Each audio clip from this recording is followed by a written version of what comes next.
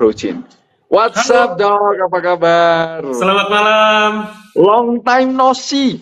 Long time no see, Prof.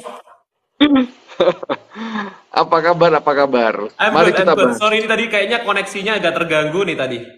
Ya, nggak apa-apa, nggak apa-apa. Aman, It's aman, okay, it's dog. okay. So, how are you, Good, Prof? All is good? good, good. Very good. Yes, betul sekali dari SB30. Yes, yes. last time, last time kita Kita, ngobrolin soal apa ya di SB30 ya? yes, betul sekali. Jadi kita kita telat sih ya kemarin bikin apa brosurnya, tapi nggak apa. Nanti next time kita akan lebih lebih well prepared.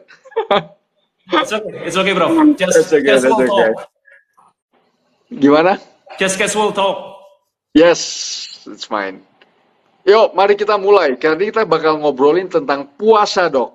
Boleh, boleh, Mari boleh. kita ngobrol. Pertanyaan pertama, Dok. Dok kan one meal a day ya. Hmm. Satu hari sekali makan. Ya, Bisa dijelasin nggak ya, Dok ya? Mulai one meal a day itu dari kapan?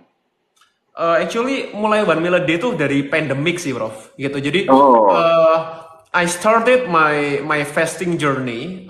It's about like 2016, ya, 2016 I guess. Jadi mulai 2016 ya saya tuh mulai mulai puasa, mulai intermittent. Itu pun waktu itu masih 16/8 awalnya itu. Jadi 16 jam itu fasting windownya. Kemudian 8 jam itu feeding time-nya. Kemudian baru naik naik pelan-pelan tuh, naik pelan-pelan 18 jam gitu. Nah, kemudian baru bener-bener one meal a day itu pada waktu awal-awal pandemic gitu. hmm. Until now sekarang itu seminggu sekali. Jadi one time a week itu saya fastingnya 48 jam rutin. Oh wow, gila. Betul. Ini ada ini ada yang nanya nih, Dok. Kok kuat? Gimana caranya training untuk bisa sampai begitu? Actually, it's all about habit ya, Prof. Karena both both of us knows kita itu kan manusia itu kan makhluk kebiasaan, itu. Nah kebetulan itu ada yang tanya nih, saya baca, Siap, sambil baca komen ya. Ada siap. yang tanya kalau kalau remaja boleh boleh gak IF gitu. Bahkan ini bukan hanya remaja ya, Prof ya. Saya yakin juga Prof Felix juga sering baca paper juga ya. Bahkan untuk anak-anak itu ada beberapa case yang itu akan juga baik ketika kita melakukan intermittent fasting gitu. Terutama untuk beberapa anak yang punya masalah seperti ADHD ya. Kemudian Yes. untuk anak-anak yang punya masalah epilepsi gitu. Jadi there are several conditions itu yang justru akan baik ketika anak itu melakukan fasting gitu. Nah, jadi jangan punya pemikiran seperti ini. Oh, kalau fasting kita akan malnutrisi gitu. Nah, ini kan yang banyak terjadi, Prof. Gitu.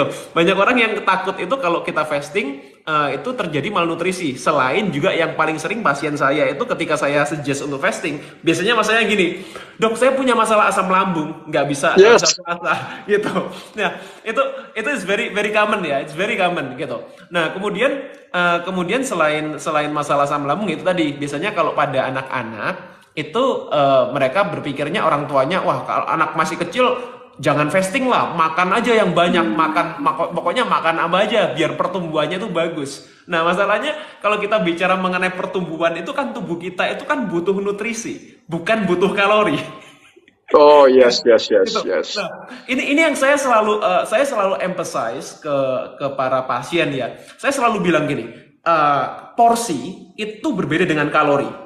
Kalori itu berbeda dengan nutrisi. Gitu. Jadi jangan dianggap sama ini tiga tiga hal ini. Jadi porsi doesn't equal calories, calories doesn't equal nutrition. Gitu. Karena banyak orang yang obese, mereka itu malnutrisi justru. Itu make sense. Yes, orang Gitu. obesitas justru malnutrisi. Yap, Yes. yap. Itu paradoks ya. Tadi gue baru baca, Dok. Hmm. Ya, paradoks obesitas. Di satu Hmm. sisi seakan-akan itu over, tapi di sisi lain justru itu kebanyakan malnourished dari sisi kekurangan mikronutrisi. Hmm. Yes, very very interesting sih. Sangat-sangat menarik. Yes. Kalau rutin nge-gym gimana, Dok? Kalau misalnya orang yang rutin nge-gym, apakah one meal a day kan dokter sendiri kan rutin nge-gym. Ya Pasti. lumayan, lumayan lah. Seminggu at least 3 kali ya, Prof ya. Seminggu at least sekarang Ya. saya maintain 3 kali lah gitu. Ya Ya. kalau misal emang nggak bisa ya 2 kali lah itu udah minimal gitu. Tapi most likely saya seminggu itu 3 kali sih. Hmm. Gitu. Kalau dulu mungkin waktu awal-awal masih kuliah masih bisa lebih lebih rutin tuh, lebih banyak Ya. kardionya gitu. Kalau sekarang udah waduh capek. Iya, Capek iya, juga. iya. Karena bukan atlet ya. Jadi actually gini, kalau kalau Prof Felix sendiri kan juga rutin olahraga tuh. Kalau saya lihat Ya. tuh, ya juga rutin olahraga. Nah, jadi saya juga yakin Prof Felix juga pasti ngerasain ya. Atau Prof Felix pernah nggak maksudnya latihan itu olahraga pada waktu fasting pernah nggak, Prof? Gue 50-50 sih. Gue lebih oke kalau seandainya pas hari gue lari, lebih bagus gue gak makan terlalu banyak. Oke. Kalau pas lagi yang running ya. Kalau pas Kalau lagi latihan beban, Prof? seandainya gimana? Kalau pas lagi latihan beban gimana, Prof Nah, Felix? kalau pas lagi Makan dulu nggak? latihan beban gue berasa turun dari sisi kualitas, dari sisi rep itu turun jadinya. Oke, oke, oke. Ya, Jadi mungkin karena ini ya, Prof ya. Memang each person has a different response ya, Prof ya. Cuma kalau saya pribadi personal kalau saya personal, I'm not talking about the paper ya. ya, For me personally, kalau saya itu latihan pada waktu fasting itu tidak turun sih, Prof. Gitu. Tidak turun secara strength, secara ya. stamina, secara endurance, bahkan fokusnya bisa lebih fokusnya gitu. Oh, I The see. focus gitu. Karena gini, sebetulnya kalau kita bicara mengenai fasting itu kan kita hanya switch the fuel aja, bahan bakarnya aja kita switch gitu. Untuk orang-orang yang mungkin belum terbiasa, akhirnya tubuhnya ini kan carbs dependent gitu. Jadi dia ini punya main fuelnya, source-nya yang dipakai adalah glukos gitu. Terutama Hmm. otak kita. Nah, otak kita itu kan nggak bisa nyimpen glukosa. Ya, jadi dia tergantung dari kita punya kondisi blood sugar kita gimana, gitu. Nah, kalau orang-orang yang belum terbiasa untuk fasting, akhirnya apa? Akhirnya mereka tubuhnya itu masih memakai glukosa sebagai main fuelnya, bahan bakar utamanya. Nah, kalau glukosa itu kan tidak stable dalam waktu yang lama. Beda sama kita kalau kita pakai fat or ketone. Gitu. Jadi Hmm. ketika kita itu pakai masih carbs dependent, otomatis bahan bakar yang pertama kali kita gunakan adalah glukos gitu. Nah, itu yang akan diterima sama kita punya otak gitu. Itu sih, Prof. Yap, yap, yap. Make sense. Makes a lot of sense. Mm-mm. Kalau tadi ada yang tanya, nah itu fasting yang sampai 40-an jam, Dok. Minum air dong. Minum Minum air. dong, minum Iya, dong. makanya. Kan beda sama puasa Ramadan ya. Jadi gini, Iya, iya. saya punya banyak pasien juga Muslim gitu. Nah, saya bilang gini, Muslim saudara-saudara kita yang Muslim itu luar biasa sih. Itu luar biasa sih. Mereka puasanya itu menurut saya jauh lebih. Nah, I think there are some papers that talk about dry fasting ya, Prof ya. I think you know it as well. Jadi dry fasting itu memang punya another benefit ya, that different to water fasting gitu. Cuma kalau tujuan kita itu untuk kesehatan secara overall aja, dalam arti yang nggak sampai penetrasinya ke dalam tingkat yang sampai terlalu jauh, sebetulnya water fasting udah cukup itu. Nah, jadi water fasting itu puasa tapi tetap minum itu tadi. Bahkan saya minum kopi sih, Prof. Karena saya kan I'm a Oh, coffee I see. lover. I'm a Yeah. coffee lover. So Same. actually, yeah, I drink coffee daily gitu. Jadi meskipun saya fasting, I drink black coffee ya. Jadi buat teman-teman ya, Yep. what I'm talking about ini black coffee. Jadi no sugar, no creamer, no milk. Gitu. Ini Oh. penting nih. Ya, jadi Iya, iya, iya, iya. no sugar, no creamer, no milk. Gitu. Karena banyak orang yang judulnya Ya. minum kopi tapi yang diminum adalah kopi-kopi kekinian. Betul. Tapi gue harus ngomong. Gue kalau minum kopi itu ada susunya, Dok. Okay, look, actually it's okay. I love like a Yes, yes, cappuccino yes. as well, but I don't Yeah. drink it, when in my fasting window gitu. Jadi Oh, kalau I saya see, minum I see. kalau saya minum cappuccino or anything, saya juga suka, Prof gitu. Tapi karena saya udah develop lactose intolerance, akhirnya sekarang saya switch to almond milk gitu. Oh, I Gitu. see. Because I develop Yap, lactose yap. intolerance, jadi jatah laktosnya udah habis, Prof. Betul. Yap. Gitu. Ini pertanyaan, Dok. Kalau intermittent fasting, apakah human growth hormone itu naik? Obviously, it's even increase more than we do exercise. Oh ya, bisa cerita sedikit nggak ya dok ya? Gitu. Jadi human growth hormone itu kan hormon yang diproduksi sama liver kita. Gitu. Kemudian turunannya kan IGF-1 itu.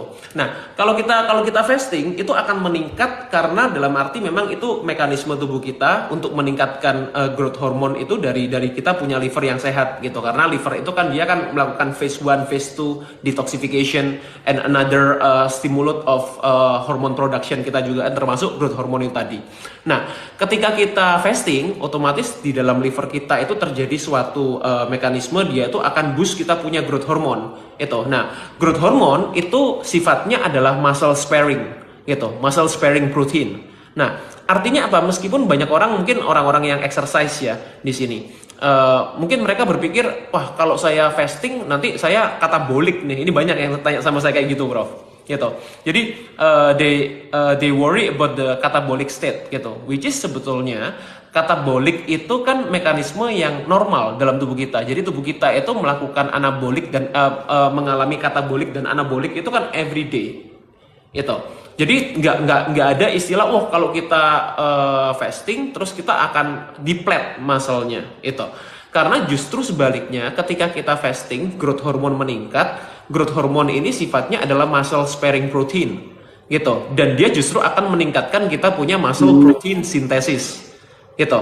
Nah ini ya, muscle protein synthesis itu kan kita butuh nitrogen balance kan gitu. Makanya kenapa apa yang kita makan, what you eat when you eat, it's also important gitu. Bisa cerita nggak ya dok ya, supaya gimana kalau misalnya kita pas fasting, terus human growth hormone naik, gimana kita bisa ngambil kesempatan protein itu supaya ada dan membantu dari sisi pembentukan otot? Oke, jadi gini, kan kalau kita fasting itu kan ada period time-nya, Prof. Jadi ada kayak scale-nya gitu. Nah, saya tuh ada pernah bahas kalau nggak salah di salah satu video saya, tapi saya lupa yang mana. Ya karena I made a lot of video just like you. Saya tuh pernah bahas, Prof. Jadi actually growth hormone itu akan mulai spike ketika kita 12 jam berpuasa. Nah, that's why saya tuh selalu suggest ke pasien-pasien tuh bilangnya gini, kalau kamu mau puasa, belajar mulai dari 12 jam dulu. Gitu. So I think it's the easiest way ya. It's the easiest way. 12 jam itu contohnya kayak gimana? Kayak misalnya kamu terakhir makan jam 8 malam tuh, ya. Kemudian berarti kamu sampai besok jam 8 pagi itu kan sudah 12 jam. It's already 12 hours. Nah, kalau you break fasting jam setengah 9, otomatis berarti you udah lolos tuh 12 jam. Gitu. Nah, pada waktu kita puasa 12 jam itu, kita sudah mulai spike growth hormone, tapi masih belum maksimal, karena itu masih baru keluar tuh. Masih baru keluar. Itu. Nah, waktu kita udah touch ke 18 jam, nah itu ada suatu mekanisme yang Prof. Felix juga sering bilang, autophagy. Jadi autophagy itu akan touch ketika kita masuk ke jam ke-18. Gitu. Nah, nanti kalau kita kenapa kok saya puasa sampai ke 48 jam? Karena ada benefit lain lagi. Pada waktu jam ke-48 jam itu kita akan create new stem cells. Gitu. Oh, sih. Jadi that's my purpose actually. Like I create stem cells gitu ya. Jadi stem cells itu sel yang belum terdiferensiasi gitu. Jadi yang dia itu masih bisa jadi sel-sel yang lain seperti itu. Nah, berhubungan dengan pembentukan otot tadi, Dok. Prof. Jadi kalau kita bicara mengenai pembentukan otot itu kan kita butuh tadi itu ya. Kita butuh yang namanya muscle protein synthesis. Jadi perlu kita itu bisa membentuk sintesa protein. Nah, sintesa protein itu terjadi ketika kita punya keseimbangan nitrogen. Gitu. Kita punya nitrogen balance. Nah, makanya kita makan protein itu karena protein itu the only one yang ada unsur N-nya. Ya, kalau kita bilang karbohidrat, lemak itu kan C, H sama O. Unsur, mohon maaf ya, ini sedikit agak dalam ya. Sorry jadi agak nerd ini saya jadinya. Ya, I'm a little bit nerd ya. But I'll tell you the fact. Karena kalau ketika kita bicara mengenai the chemical structure of the protein, that's the only one yang ada nitrogennya. Gitu. Nah, makanya kenapa banyak orang suggest consume protein ya to get the nitrogen. gitu. Nah, tapi nitrogen ini masalahnya apa? Banyak orang juga yang salah sangkanya gini, Prof. Oh, makan protein semakin banyak semakin bagus, gitu. Nah, makanya saya banyak ditanya sama follower saya gini. Oh, Dokter Hans makan ayam satu hari berapa kilo, kan gitu kan? Saya bilang, kamu kira saya jualan? jadi jadi nggak sampai sebanyak itu kok, nggak sampai sebanyak itu. Jadi saya tuh makan kalau diikualkan dengan ayam mungkin sehari saya makan cuma 400 gram Hmm. gitu, cuma 400 gram. Tapi kan itu kan one meal a day ya, Prof ya. Jadi kan Yap, yap. one seat ya gitu, one seat. Jadi saya nggak dibagi beberapa kali makan gitu. Nah, jadi Ya, selama kita mendapatkan asupan protein yang cukup, nitrogen balance itu akan terjadi. Ketika nitrogen balance terjadi, kita juga tidak akan mengalami penyusutan massa otot. Sebetulnya gitu aja, simpelnya gitu sih. yap, yap. Kalau sebenarnya tadi mau nanya, kalau jenis protein gimana, dok? Kalau dari sisi jenis protein, apakah dokter lebih prefer animal atau mix atau gimana? Gimana menurut pendapat dokter? Well, it's pretty sensitive. Actually, it's pretty sensitive. Iya, sensitif kan? Wah, ini bukan pertanyaan jebakan kan, Prof? Enggak. Maksudnya kan sebenarnya ada dua sisi sih ya. Maksudnya, maksudnya kalau bagi gue sih secara pribadi, gue jauh lebih prefer kalau dari sisi untuk asupan protein, gue pasti lebih milih animal protein dari hewani. Tapi ada juga beberapa argumen di mana dia bilang ya ada juga beberapa protein dari sisi plant protein ya, I think it's good, oke lah. Tapi kalau menurut gue, kalau gue ngambil protein, gue bukan milih dari tanaman sih. Mungkin gue bakal makan kayak soy, pea protein, dan yang lain itu bukan untuk protein ya, maybe for something else. Tapi kalau seandainya gue mau kejar protein sih, gue pasti lebih prefer animal protein sih. So Yeah. This is actually very interesting. I think I'm in the same side as you. Ya. Jadi kalau saya memang harus memilih, ya, memang saya akan memilih itu animal protein, gitu. If I have to choose one, ya, if I have to choose one. But actually, for me personally, I eat both of them, gitu. Saya konsumsi dua-duanya. Jadi saya konsumsi protein dari hewani, saya juga konsumsi protein dari nabati, gitu. Cuma memang proporsinya lebih banyak hewaninya, gitu. Yeah, Nah, alasannya kenapa? Alasannya kita punya selain preference tentunya. Jadi selain preference, asam amino dari animal itu net protein utilization-nya itu lebih baik. Gitu. Yeah. Nah, jadi selama ini mungkin banyak orang itu kan skalanya kan pakai PDC AAS gitu. Jadi Protein Digestibility Corrected Amino Acid Score gitu. Nah, itu adalah skala yang paling sering dipakai untuk melihat penyerapan protein. Nah, one of the thing itu kan yang paling sering dibilang paling bagus ini penyerapannya adalah whey protein. Gitu ya. Whey protein actually the net protein utilization-nya, jadi net protein utilization-nya itu not as high as egg, telur gitu. Nah, jadi among another animal protein, actually egg is the best. Gitu. Jadi dia punya net protein utilization-nya itu about 48%. As I remember ya, gitu. Jadi hanya berbeda 1% dari breast milk, dari ASI. I see. Gitu. Yeah. Nah, jadi kenapa saya bilang net protein utilization it's more important than PDC AAS, gitu. Itu lebih penting karena protein itu memang penyerapan itu penting, tapi seberapa banyak yang diserap yang akan turn into body tissue itu lebih penting. Gitu. Jadi kalau cuma kita serap terus nggak jadi apa-apa juga gimana gitu ya kan. Nah, jadi net protein utilization itu mengukur seberapa banyak protein itu yang turn into body tissue. Nah, body tissue itu apa ya, jaringan-jaringan kita termasuk otot itu gitu. Kalau dokter makan telur sama kuningnya nggak? Nah, ini juga pertanyaan paling sering sih. Obviously. So I never like skip the egg yolk gitu, kecuali kalau saya itu makan di luar, which is saya tahu telurnya itu bukan telur yang oke, gitu. Nah, ini juga penting ya. Ini juga penting. Dokter Hans, tolong bahasa Indo. Oh ya, mohon maaf. Ya, sorry. Iya, oke, kebiasaan soalnya. Oke, jadi gini, ini ya saya coba akan tata bahasanya supaya tidak ada bahasa yang karena ini otomatis keluar. Jadi mohon maaf teman-teman. Jadi gini, eh, kalau saya makan di luar, iya, kalau saya makan di luar, di mana saya sebetulnya juga jarang makan di luar juga gitu. Nah, kalau makan di luar itu gini, saya akan hindarin memang kuning telur, ya kuning telur. Hmm. Karena apa? Karena kuning telur ya kita tahu sendiri lah, Prof. Kalau kita makan di luar, itu kan kebanyakan telur-telurnya pakai telur-telur yang ala kadarnya, gitu.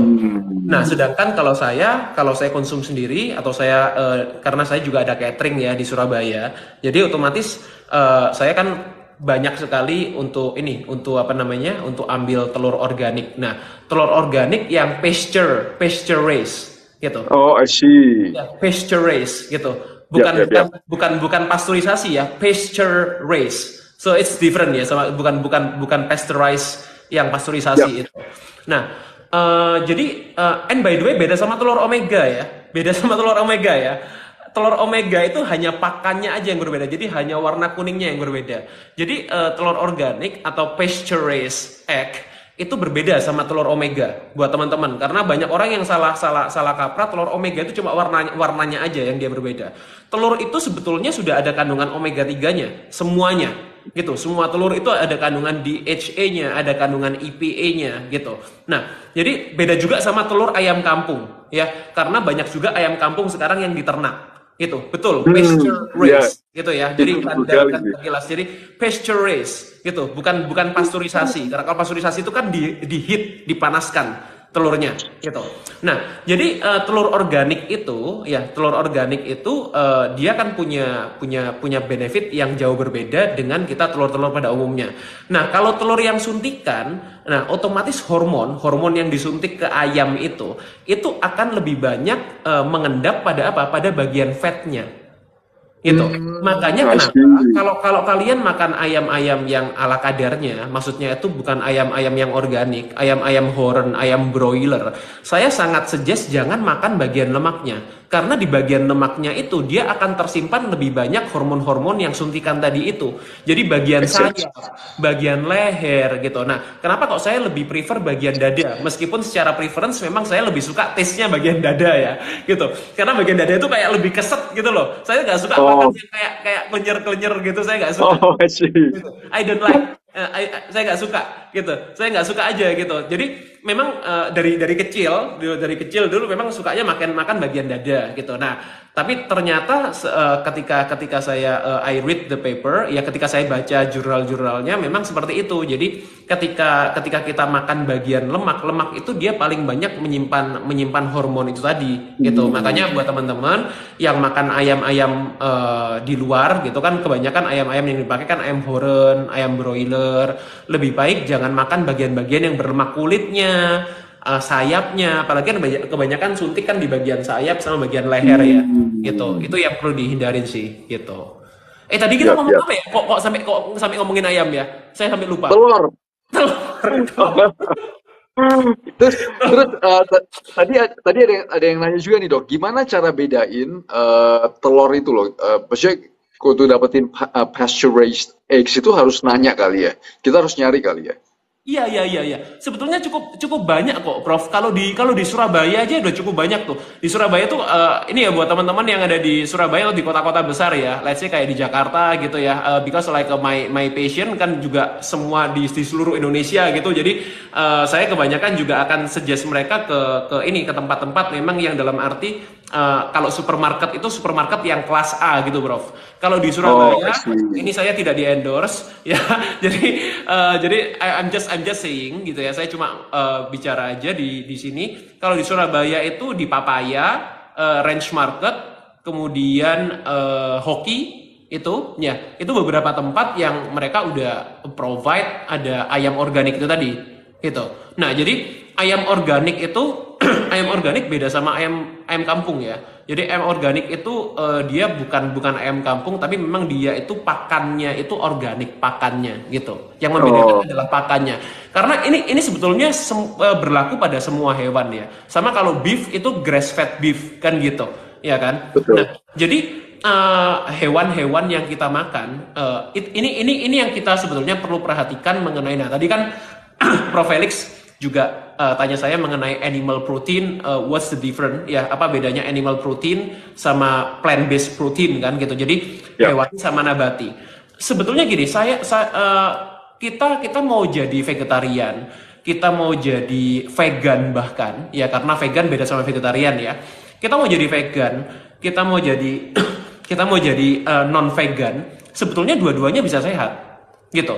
Tergantung bagaimana cara kita menjadi keduanya itu gitu, betul. ya kan? Nah, Itu betul jadi sekali. saya di sini saya tidak against, saya tidak menentang orang-orang yang vegan ya. Kalau kalau kalian mau vegan, go ahead, silakan, nggak ada masalah. Cuma masalahnya gini, ketika kalian jadi vegan, bukan vegetarian ya. Ketika kalian jadi vegan, itu akan jauh lebih sulit untuk memenuhinya, gitu. Jadi kalian harus lebih apa ya? Orang yang non vegan aja mau hidup sehat susah. Ya, Ya, orang yang non vegan itu mau hidup sehat aja susah, gitu. Nah, kalau vegan, menurut saya itu lebih sulit lagi, gitu, karena kita butuh untuk mencari variasi proteinnya, gitu. Jadi untuk memenuhi kebutuhan asam aminonya, asam lemaknya, kemudian juga vitaminnya, gitu, vitamin B12, gitu ya, vitamin B12, sorry. Jadi ya, jadi itu nggak apa namanya, itu nggak mudah gitu teman-teman. ya, vegan itu adalah dimana kita makan cuma pure sayuran tanpa ada tanpa ada hewani sedikit pun. Kalau vegetarian kadang orang masih makan telur ya. Ada beberapa vegetarian yang masih makan telur, sama ada beberapa vegetarian kadang masih masih makan ikan. Iya, Itu yang jadi itu yang saya tahu sih. vegetarian tuh macam-macam, Prof. Ada yang ovo vegetarian itu masih boleh makan telur. Jadi ada yang ovo Oh ya. lacto vegetarian itu masih boleh konsumsi dairy produk sama telur. Kalau yang tadi Prof Felix bilang yang ikan itu namanya pescetarian. Oh, I see. Pescetarian. Itu. Yap, yap, yap. Bahas ini terlalu politik. Jadi permasalahan dengan vegan, gue juga tadi mau nambahin. Permasalahan sekarang vegan vegetarian banyak sekali produk-produk yang ultra processed. Jadi seakan-akan eh, mau jadi vegetarian vegan, tapi masih mau rasain rasa-rasa daging. Jadi dibuat kayak daging-daging palsu gitu loh. Itu sih, itu permasalahannya. Itu permasalahan yang paling parah sih, Prof, sebetulnya. Maksudnya Iya gini, kan? makanya Iya. saya selalu bilang, kalau kamu jadi vegetarian, saya selalu vegan lebih tepat, lebih lebih spesifiknya vegan ya, Prof ya. Karena vegetarian menurut saya masih jauh lebih mudah. Let's say kayak tadi saya bilang, telur itu udah the bioavailability proteinnya itu Iya. jadi net protein utilization-nya itu, jadi aduh bahasa Indonesia-nya susah. Iya. Itu Eh, mohon maaf. kegunaan penyerapan protein. Ya, ya, whatever. Sorry, kadang-kadang ada sesuatu yang sulit di Indonesia kan. Jadi gini, net proteinnya itu, jadi penggunaan proteinnya itu sulit, gitu. Tidak sebaik protein-protein yang lain. Bukan, iya, bukan cuma kualitas sebetulnya. Jadi more than quality. Kita bicara mengenai more than quality. Jadi lebih dari kualitas. Net protein Yap. itu maksudnya seberapa banyak yang bisa diambil digunakan untuk membentuk jaringan, itu adalah net protein utilization, lebih tepatnya seperti itu pengertiannya. Nah, Yap. jadi tadi pertanyaannya apa tadi, Prof, sebelumnya?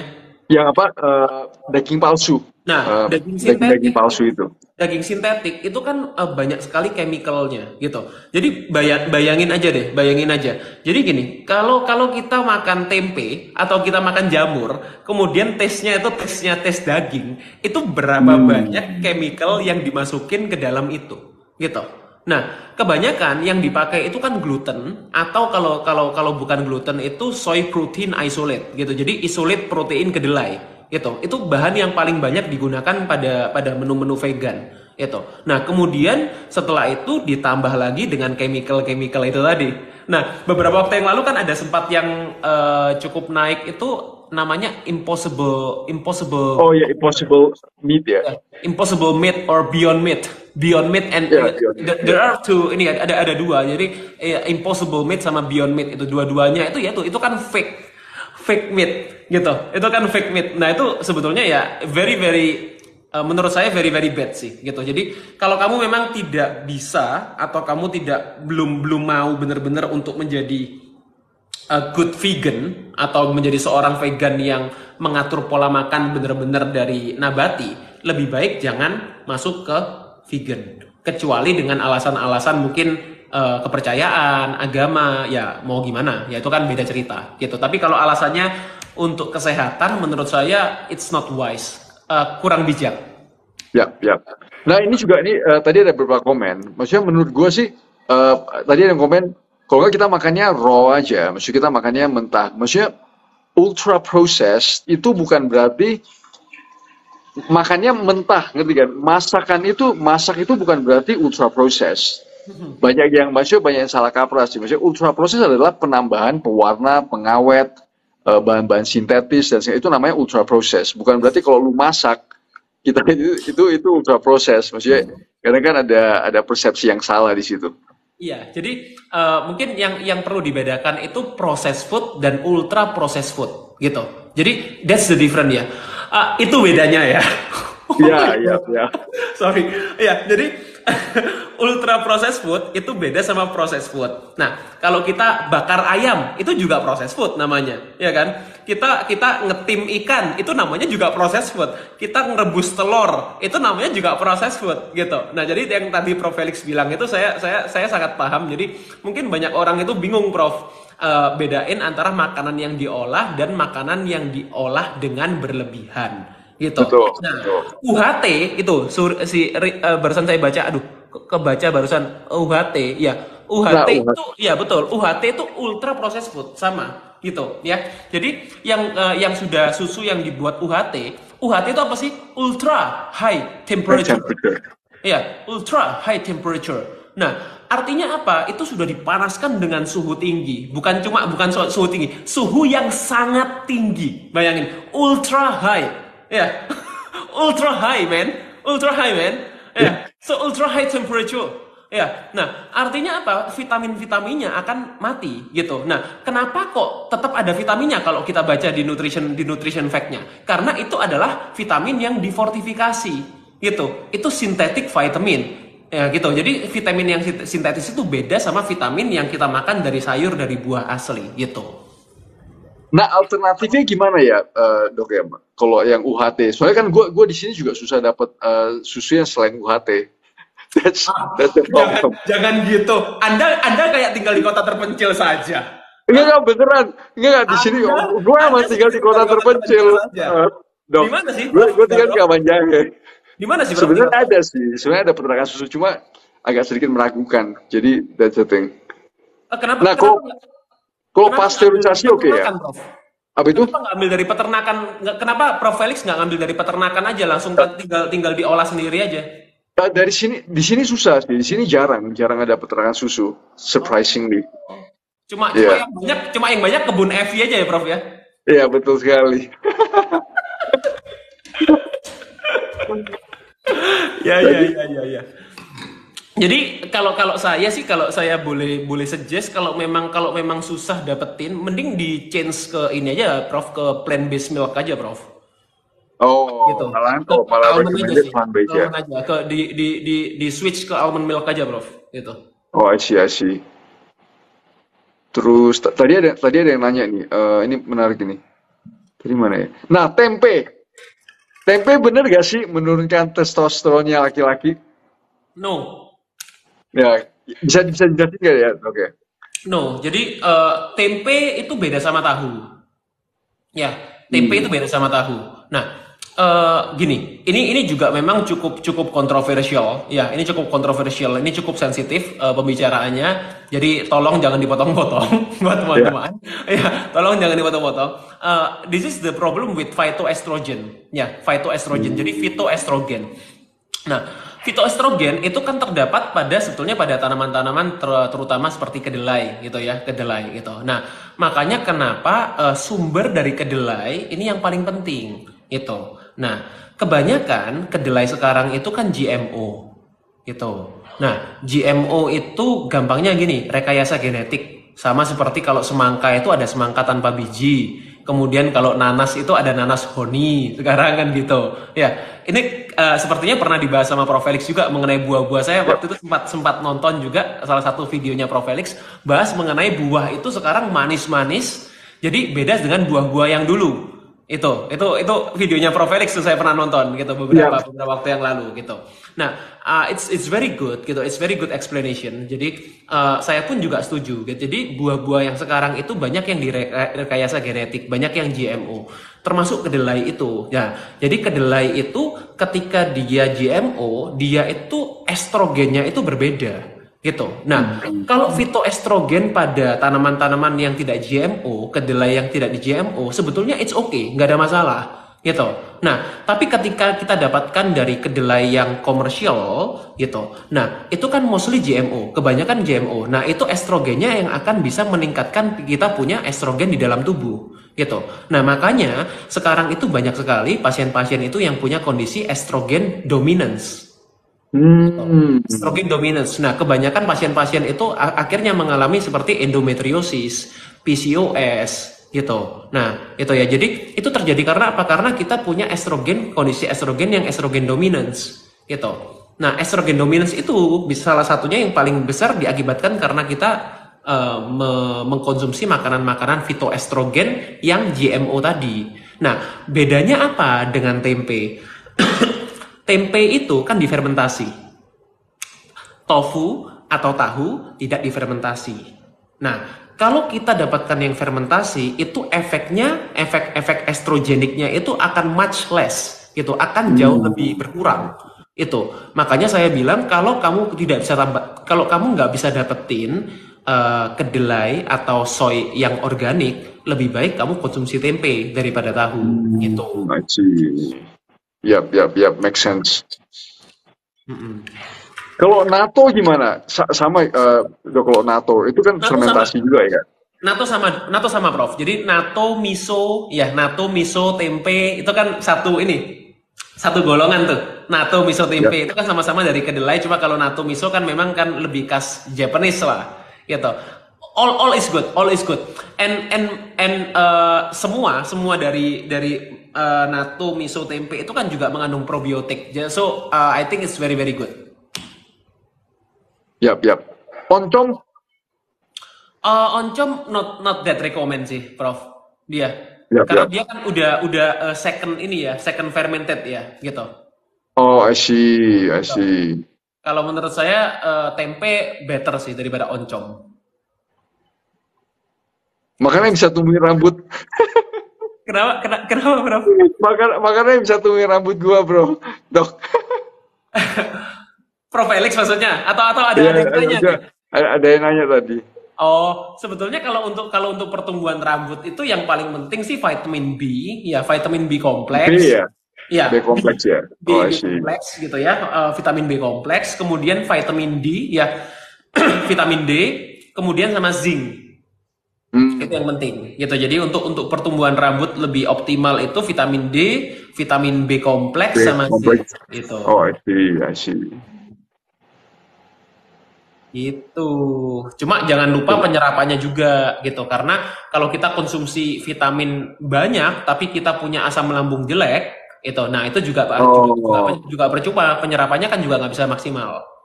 Gitu. Bisa ceritain nggak ya, Dok, apa hubungan dengan asam lambung yang gimana yang bisa menghambat penyerapan vitamin dan Asam mineral? lambung yang kualitasnya kurang oke, Prof. Oh, Gitu.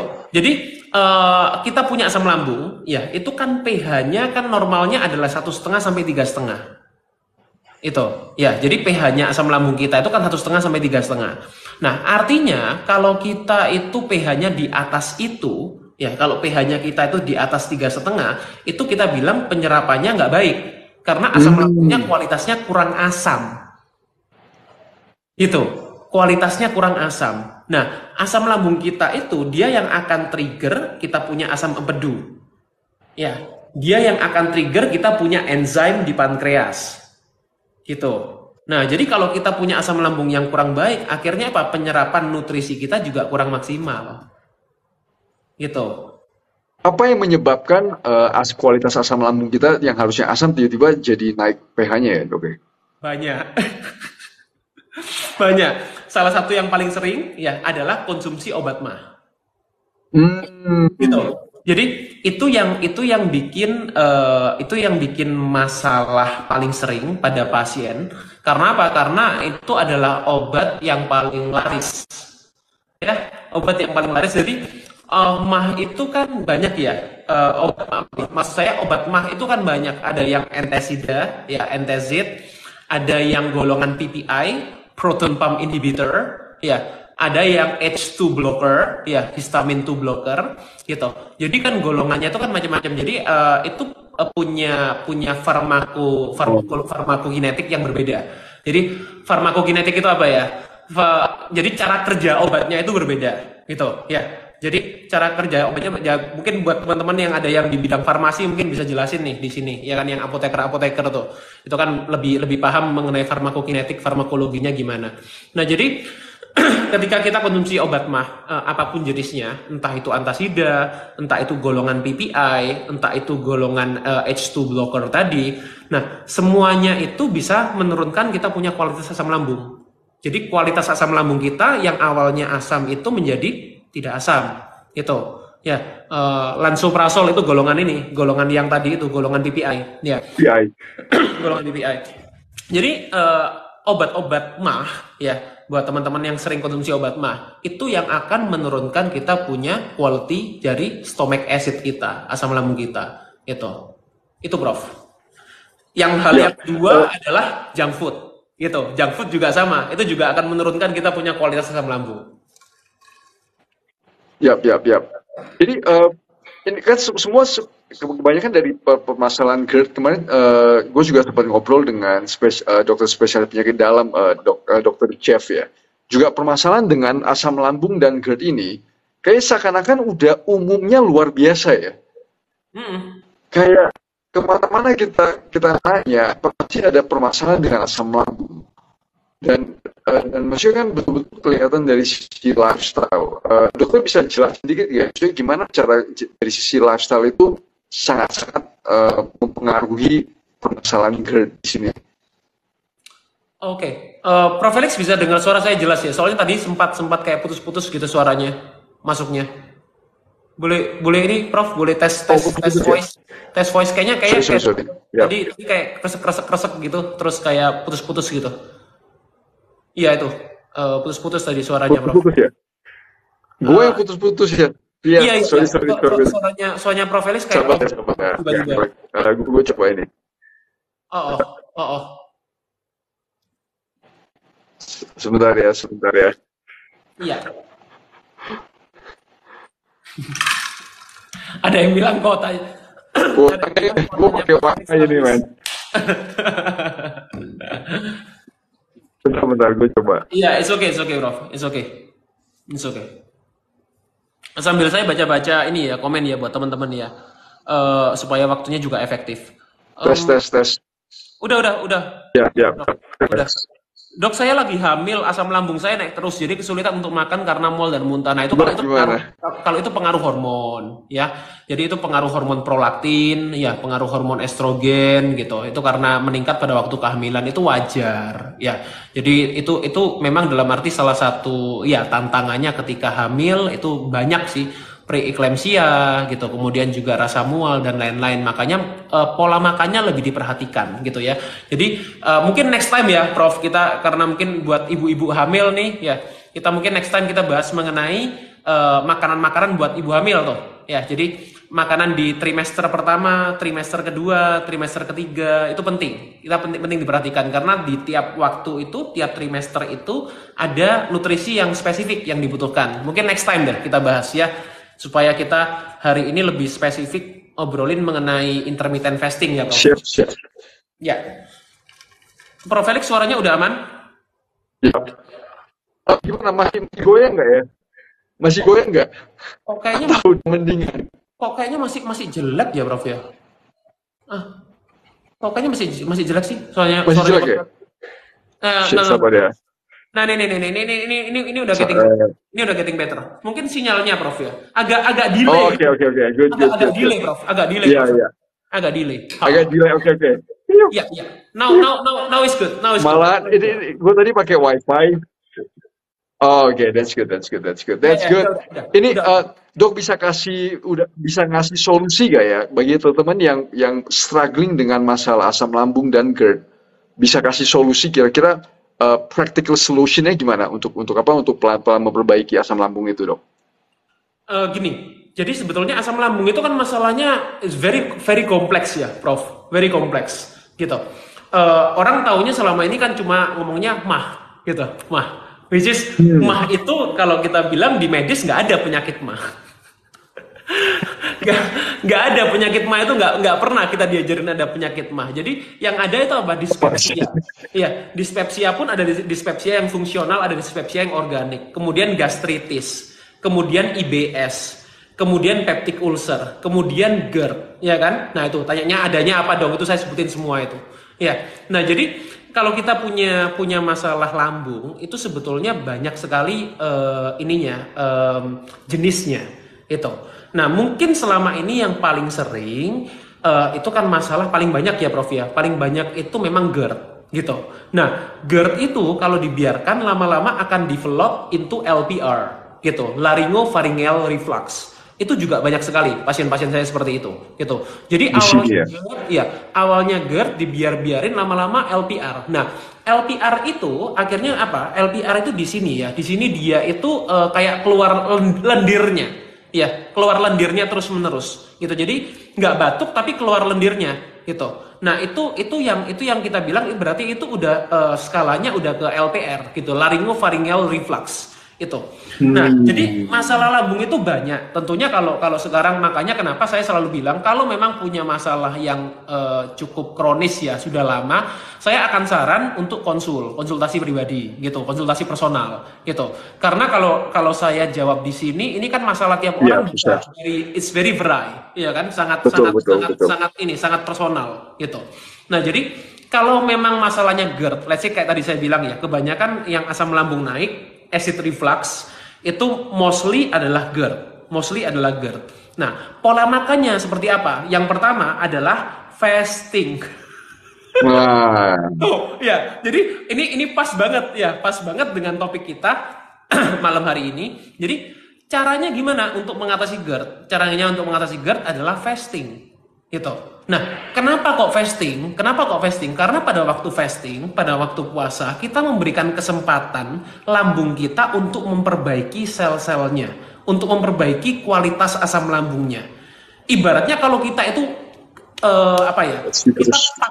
Kita paksa lambung kita untuk kerja setiap 3 jam. Kita masukin muffin, kita masukin pancake, kita masukin croissant, kita masukin donat, kita masukin boba. Ayo, kita masukin perkedel, dadar jagung, ya, tiap 3 jam. Nah, terus kapan istirahatnya lambung itu? Gitu. Make sense, siap, siap. Nah, jadi puasa itu adalah salah satu cara yang paling efektif untuk memperbaiki kita punya masalah kualitas asam lambung tadi itu. Itu. Nah, terus setelah puasa, tadi saya bilang, what you eat when you eat, it's very important. Gitu. Jadi, apa yang kamu makan ketika kamu makan, ya, itu sangat penting. Gitu. Ya, jadi apa yang kamu makan ketika kamu makan, it's very important. Itu sangat penting. Gitu. Jadi, kalau kita cuma asal puasa, gitu, ya. Kita asal puasa, terus kita makannya barbar. Kita makannya pada waktu kita buka puasa balas dendam. Makan ikan goreng gitu ya, makan ikan goreng tepung gitu, makan udang goreng mayones. Kemudian kita makan koloke. Ya, kita makan makanan yang nggak bener. Nah, ini yang membuat apa? Ini yang membuat kita punya puasa juga nggak bisa optimal. Itu efeknya. Ada yang tanya tadi, dokter makannya one meal a day itu bisa jelasin sedikit ya, dok? Waktu dok setelah puasa pas pas saat itu mau makan, apa komposisi makanannya dok biasanya? Oke. Ini sebenarnya udah pernah kita bahas yang waktu di SB30 Health ya, Prof. Iya. Yap. Jadi Yap. apa yang saya makan. Jadi kalau saya kasih ilustrasi ini ya, piring makan itu 50% itu adalah sayur. Ya. Jadi kalau kita bilang piring makan, 50% itu sayur. Itu. Nah, sayur ini macam-macam, mau sayurnya mentah, matang, bebas. Gitu. Karena sayur ini mentah matang ada benefitnya sendiri-sendiri, tergantung dari jenis sayurnya sebetulnya. Nah, mungkin nanti next time kita bahas soal sayur, spesifik mengenai sayur boleh gitu. Nah, kemudian dari setengahnya itu 2/3-nya ya, jadi 2/3 dari setengah ya, 2/3 dari setengah itu saya akan konsumsi protein itu. Nah, either proteinnya itu protein nabati atau protein hewani, bebas terserah. Cuma kalau saya memang lebih prefer protein hewaninya lebih banyak. Itu. Nah, kemudian 1/3 dari setengah itu adalah karbohidrat utama. Itu. Nah, karbohidrat utama itu bebas. Kita mau pilih apa? Kita mau pilih ubi, kita mau pilih oat, kita mau pilih nasi, kita mau pilih kentang, kita mau pilih apa lagi? Buah. Gitu ya. Jadi buah itu saya kelompokkan sama dengan nasi, bukan ke sayur-sayuran. Gitu. Makanya saya bilang bukan sayur-sayuran dan buah-buahan. Sayur-sayuran titik. Gitu. Ya, sayur-sayuran titik. Gitu. Jadi bukan sayur-sayuran dan buah-buahan. Itu buah-buah itu saya kelompokkan jadi satu dengan ini, dengan nasi, dengan kentang, dengan buah, dengan buah, dengan mie gitu ya, dengan ubi, dengan oat gitu. Gitu sih, Prof. Kurang lebih seperti itu. Yap. Oh, terus tadi yang nanya juga gimana dengan argumen yang bilang kalau sayur-sayur itu nggak bisa dicerna oleh kita? Oh, itu betul. Sebetulnya lebih tepatnya adalah fiber, bukan sayuran ya.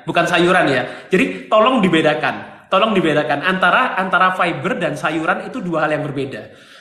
Sama dengan saya bilang karbohidrat dan gula itu dua hal yang berbeda. Sugar itu pasti karbohidrat, tapi karbohidrat belum tentu gula. Ya, gitu. Sama dengan tadi kita bilang fiber and vegetables. Serat dan sayur itu dua hal yang berbeda. Fiber itu betul, itu tidak bisa dicerna sama tubuh kita sendiri. Yang mencerna fiber itu siapa? Yang mencerna fiber adalah bakteri di dalam tubuh kita. Itu. Ya, jadi tubuh kita nggak punya kemampuan untuk menyerap untuk mencerna fiber. Tubuh kita nggak bisa. Yang mencerna fiber itu siapa? Bakteri, gitu. Nah makanya banyak orang yang makin sembelit kalau mereka tidak punya keseimbangan bakteri yang baik, gitu. Jadi kalau kalian sembelit terus kalian makan sayur lebih banyak, kalian bisa makin sembelit. Itu. Yap. Karena apa? Karena ketidakmampuan untuk mencerna fiber tadi. Makanya kita perlu bakteri yang cukup gitu ya. Bakteri itu kan macam-macam strainnya gitu.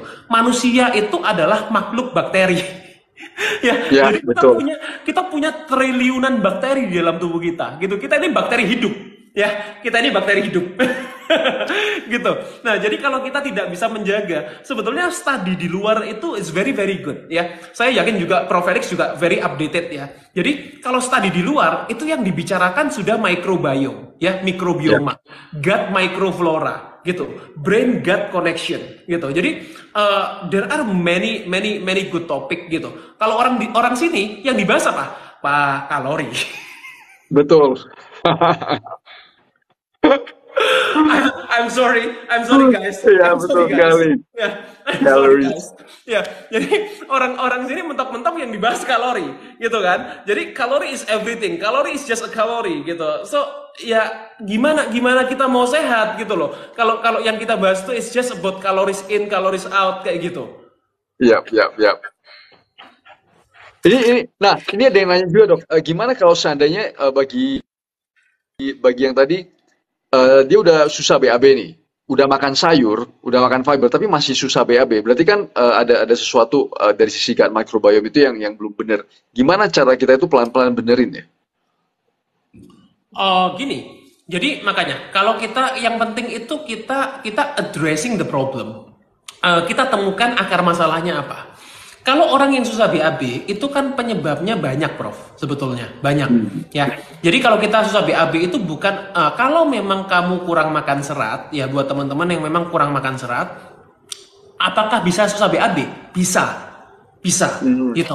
Ya, jadi memang dalam arti penyebab susah BAB itu banyak. Nah, kalau kita bicara mengenai kalau sudah makan serat kemudian masih susah BAB-nya, artinya apa? Artinya bukan karena kurang serat, gitu. Ya. Nah, karena penyebab apa? Banyak macam-macam. Karena mungkin motilitas ususnya kurang oke, ya kan? Jadi ususnya itu males, itu. Ususnya males. Nah, kalau seperti itu, salah satu solusinya apa? Olahraga. Nah, tuh, Hmm. ya olahraga. Jadi olahraga itu bisa membantu kita punya gerak motilitas usus kita, gerak peristaltik usus kita lebih oke dengan cara apa? Olahraga salah satunya. Gitu. Kemudian misalnya apa? Asam empedunya kurang, juga bisa. Ya kan? Nah, Oh, kalau asam empedunya kurang, empedu itu kan dia kan pelumasnya. Pelumas di kita punya kolon, kita punya usus besar. Ya kan? Nah, jadi kalau kita pelumasnya kurang, akhirnya juga susah BAB. Itu. Nah, tapi penyebab yang paling sering memang karena kita punya microbe alterations. Jadi kita punya mikroba, kita punya bakteri itu nggak baik, gitu. Lebih banyak nggak baiknya daripada yang baiknya. Itu. Nah, makanya dengan konsumsi probiotik itu biasanya salah satu yang saya suggest ke oh, I pasien. see. Itu. Jadi konsumsi probiotik, konsumsi enzim, ya, itu juga bisa membantu. Ya, jadi digestive enzyme itu juga Oh, bisa I bantu. see. Gitu. Itu bisa bantu buat teman-teman. Kemudian apalagi ya? Konsumsi lemak baik itu juga bisa bantu untuk produksi asam empedu gitu karena asam empedu kita itu makanannya adalah lemak Emang. gitu ya. Jadi kalau kita dietnya takut makan lemak, kita makannya itu yang low fat atau kita makan yang non fat, semuanya kita takut makan lemak, ya itu akhirnya kita juga akan kekurangan asam empedu juga gitu. Ini pertanyaan menarik, Dok. Eh, Suaminya asal ada problem di tempat kerja, dia selalu mengeluh asam lambung. Dok bisa jelasin nggak sedikit apa hubungannya stres dengan asam lambung itu? Kan banyak sekali yang ngebahas itu ya. Eh, Apa hubungan stres di kehidupan itu dengan gejala GERD itu, Dok? Sangat berhubungan, Bro. Sangat berhubungan. Jadi banyak banyak pasien itu yang mereka GERD-nya kumat atau kambuh gitu ya, hanya karena stres. Hmm. Gitu. Hanya karena stres. Tadi makanya saya kan bilang ada yang namanya itu brain and gut connection. Ya, kita punya brain and gut connection. Gitu. Jadi what happen here, ya, is also happen here. Betul, Gitu. betul. Jadi apa yang terjadi di lambung kita itu juga akan terjadi di kita punya otak. Begitu juga sebaliknya. Apa yang kalau kita itu stres, ya stres itu kan kebanyakan orang taunya di otak ya. Di otak kita punya mungkin mental stress, emotional stress gitu. Itu juga akan mengganggu kita punya kerja lambung. Gitu. Itu juga akan mengganggu kita punya kerja lambung. Akhirnya apa? Itu bisa memicu asam lambung naik ketika kita stres. 70% pemicunya GERD itu karena stres. Oh, wow. Gitu. Only stress, ya, stress alone itu bisa meningkatkan kita punya asam lambung. Gitu. Dari Hmm. apa? Dari itu tadi, makanya dari kita punya kerja syaraf parasimpatis sama simpatisnya nggak balance. Gitu. Jadi kita punya autonomic nervous system itu, ya, sistem syaraf otonom kita. Pencernaan itu kan yang paling dominan, sistem syarafnya adalah sistem syaraf parasimpatis. Nah, artinya apa? Dia hanya bisa bekerja baik ketika kita itu tenang. Oh. Ya. Nah, jadi parasimpatis itu kata lainnya adalah rest and digest. Itu, ya, rest and digest. Simpatik sebaliknya itu kan fight or flight. Gitu. Jadi kalau kamu stres, yang diaktifkan adalah sistem syaraf simpatis. Itu. Makanya akhirnya apa? Pencernaanmu nggak bisa bekerja dengan baik. Itu. Makanlah pada waktu kita kondisi tenang. Kalau kamu makan diburu-buru, itu juga nggak baik untuk kita punya pencernaan, kita punya asam lambung. Itu. Oh, itu make sense sekali ya. Oh, maksudnya kalau makan itu lebih bagus pas kita tenang, nggak stres, maksudnya. Oh, that is so true ya, that is so true, berasa sekali. Ini juga ini, tadi ada pertanyaan juga menarik nih. Hmm. Arti asam lambung naik ke kerongkongan, terus Eczema, dok, bisa cerita sedikit kayak tentang eczema ini juga permasalahan yang selalu muncul kan? Kayak permasalahan autoimun, eczema, apakah itu bisa dibantu dengan fasting? Sangat bisa, sangat bisa. Hmm. Ya, makanya tadi kan buat teman-teman yang mungkin join dari awal, tadi saya sempat sampaikan beberapa benefit yang akan muncul ketika kita itu punya periode tertentu, ya kan? 12 jam itu growth hormone akan naik. Ya. Kemudian 18 jam itu kan kita akan muncul autophagy, ya, autofagi. Autofagi itu ibaratnya seperti ini, kita membuang hal-hal yang buruk, kemudian tubuh kita akan membuat protein yang baru. Gitu. Jadi tubuh kita akan punya kemampuan otomatis untuk membuang protein-protein yang sudah rusak, gitu ya. Terutama protein-protein yang sudah mengalami glikasi. Jadi glikasi itu apa ya? Mengalami suatu karamelisasi, gitu. Akibat apa? Akibat dari pola makan kita akan menurunkan peradangan di dalam tubuh kita, gitu. Nah, kalau kita teruskan lagi 24 jam itu terjadi liver detoxification. Gitu. Nah, di saat itulah, nah ini yang bekerja, gitu. Jadi ketika kita puasa udah touch ke 24 jam, tubuh kita akan melakukan liver detoksifikasi, gitu. Ya. Kemudian juga terjadi perbaikan dari kita punya kelenjar limfatik, kelenjar getah bening, itu. Ya. Kemudian juga akan kita punya sel darah putih itu akan mengalami reset. Ya. Nah, sekarang pertanyaannya, orang-orang yang autoimun itu kenapa? Orang-orang autoimun itu kan terjadi ketika apa? Terjadi ketika antibodi kita menyerang tubuh kita sendiri. Itu, ya. Jadi kita punya pertahanan tubuh itu kan ada yang pertahanan tubuh yang innate, ada yang adaptif. Itu ya. Ada yang innate, ada yang adaptif. Jadi yang adaptif itu apa? Yaitu sel T, sel B, ya, antibodi kita. Ketika menyerang tubuh kita sendiri, bukan sel darah putihnya kebanyakan, bukan. Ini ada yang bilang sel darah putihnya kebanyakan, bukan. Jadi sel darah putihnya atau kita punya tentara itu nggak pinter, gitu loh, gampangnya. Ya, nggak pinter. Tentara tubuh kita bodoh. Itu, tentara tubuh kita bodoh. Jadi kita punya antibody itu not smart, nggak pinter. Akhirnya apa? Dia kalau orang main bola itu gol bunuh diri, itu loh. Ya, gol bunuh diri itu. Kalau ceritanya kalau orang main bola, autoimun itu. Nah, berarti kan sekarang caranya seperti apa? Caranya kita reset, ya kita punya imun itu supaya dia pinter. Nah, ya setelah kita reset yang baru kita latih, Nah, ngelatihnya itu di mana? Kita dipunyai kelenjar timus. Gitu. Kita kelenjar timus, ya. Kelenjar timus itu dia untuk itu chemtrailnya kita punya antibody, kita punya sel T, kita punya sel B, B cell, T cell gitu, ya, T killer cell gitu dan lain-lain ya. Kita kan punya natural killer cell, kemudian T helper and anything ya, gitu. Nah, jadi dilatihnya itu di kita punya kelenjar timus ini. Itu salah satu yang nutrisi yang baik untuk kelenjar timus itu adalah zinc. Nah, makanya untuk orang-orang yang autoimun, saya seringkali akan suggest mereka untuk cukupi kebutuhan zinc-nya. Itu, ya, kebutuhan zinc-nya itu penting. Nah, tadi ketika kita fasting apalagi sudah touch ke 24 jam, itu sangat baik untuk kita melatih itu semua, kita meriset itu semua.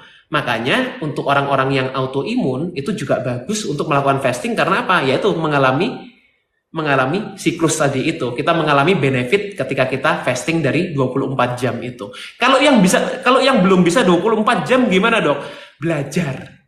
Ya, belajar. Itu, ya. Jadi memang saya tidak tadi kan saya bilang kenapa shampoo sih?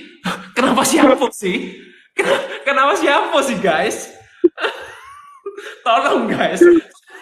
Zinc itu adalah mineral, ya. Mineral kita dapetin dari mana? Paling banyak kita dapetin dari tiram, oyster, ya. Lalu dapetin dari udang, dapetin dari daging sapi, ya. Tolong, ini bukan zinc shampoo. Mentang-mentang saya rambutnya panjang, ya. Terus saya jadi iklan shampoo gitu. Enggak lah, ya. Jadi itu tadi ya. Jadi fasting itu puasa itu sangat bagus untuk orang-orang yang punya masalah autoimun gitu. Jadi fasting yang kita bahas malam hari ini itu sebetulnya benefitnya, manfaatnya it's very incredible. Gitu, it's very incredible. Ya, jadi untuk otak kita, untuk jantung kita, untuk liver kita, untuk kita punya pankreas, untuk kita punya lambung, ya, it's very very good. Itu. Ya, Fasting fasting means just means water. just Yes, water. Ya, water yes, fasting. sama air. Kita lihat lagi, ada beberapa pertanyaan lagi. Soalnya udah sejam. Kita jawab satu pertanyaan lagi ya dok ya. Ya, siap. Ini satu pertanyaan lagi. Tadi ada yang tanya dok, apakah menurut dokter itu, ini pertanyaan terakhir guys, kita 1 hour, tapi nanti kita bakal lanjutin lagi untuk percakapan selanjutnya. Ini pertanyaan terakhir dok, apakah kalau seandainya permasalahan dengan ginjal, boleh nggak keto diet? Oke, gini. Permasalahan ginjal ini kompleks juga sih, Prof. Jadi permasalahan ginjal yang mana? Kita bilang glomerulonefritis juga permasalahan ginjal, ya kan? Kita bilang acute kidney disease juga permasalahan ginjal. Kita bilang chronic kidney disease juga permasalahan ginjal, gitu. So which one? Gitu. Yang mana nih yang kita bicarakan? Gitu. Karena gini, satu orang dengan orang yang lain, again ini akan berbeda. Makanya kenapa? Untuk orang-orang yang memang sudah punya masalah kesehatan ya. Saya gini, ya kita berdua tahu lah, kita nggak pernah pelit ilmu kan, Prof. Gitu. We always share something yang dalam arti memang itu benar, gitu. Jadi bukan karena saya nggak mau jawab, karena apa? Karena tiap orang itu akan punya masalah yang berbeda-beda. Betul, gitu. betul. Orang pun yang punya gagal ginjal kronis atau chronic kidney disease itu bisa disebabkan karena beberapa hal yang berbeda, ya kan? Contoh yang paling besar karena diabetik, ya kan? Yang kedua karena mereka hypertension, karena mereka tekanan darah tinggi. Contoh apalagi karena mereka terlalu banyak konsumsi golongan obat non-steroid anti-inflammatory drug atau NSAID itu. Nah, jadi penyebabnya orang chronic kidney disease atau gagal ginjal kronis itu juga banyak. Nah, otomatis apa? Cara untuk addressing the problem itu juga akan berbeda penanganannya. Itu. Makanya kenapa saya bilang ya kalau memang kalian sudah punya masalah konsultasi dulu. Itu. Prof Felix kok hilang? Loh, Prof Felix kok hilang? Prof? Kenapa hilang, Prof? Kenapa Prof Felix hilang? Iya. Oke, saya baca komen deh kalau gitu. Prof Felix hilang tiba-tiba. Iya, Prof Felix frozen, nge-lag. Jadi tadi apa? Ini pertanyaannya. Dok, enak dengar penjelasan dokter nggak bosen. Terima kasih. Iya, saya cuma sharing kok. Apa sih tadi? Prof Felix balik gak sih? NSAID bahaya berarti dong dok. Sebetulnya kalau dibilang bahaya sih enggak. Ya tergantung penggunaan. Bentar ya guys, saya baca ini. Kayaknya Prof Felix. Oke. Ini asistennya Prof Felix barusan kontak saya. Katanya Prof Felix tiba-tiba HP-nya bermasalah.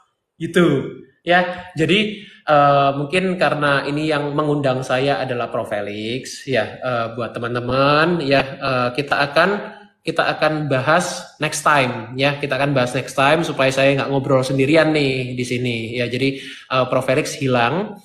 Next time ya buat teman-teman yang sudah join, thank you udah join. Jadi saya mewakili Prof Felix di malam hari ini mengucapkan terima kasih buat teman-teman yang sudah join, yang sudah partisipasi di live kita. Next time kita akan ngobrol-ngobrol lagi. Semoga bisa bermanfaat ya buat teman-teman. Mungkin bisa ini ya, bisa saya TikToknya dokter apa ya? TikTok saya It's Hanspra ya. TikTok saya It's Hanspra. Jadi buat teman-teman boleh nonton di TikTok saya juga share gitu ya.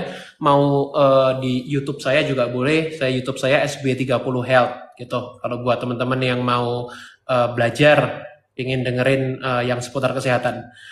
Thank you guys sekali lagi ya. Semoga bisa ketemu lain waktu. Assalamualaikum warahmatullahi wabarakatuh.